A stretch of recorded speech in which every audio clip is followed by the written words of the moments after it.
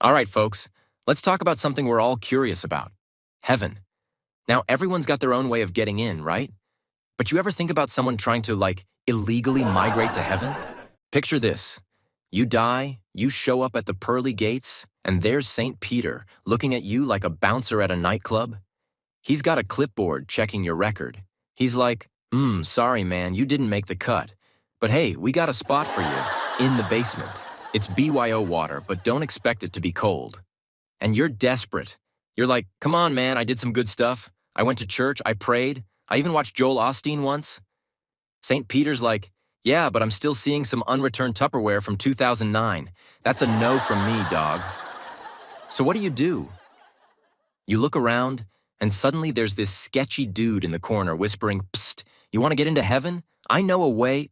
And boom, you're climbing over the pearly gates like it's spiritual border patrol. Angels are chasing you down like, hey, stop right there.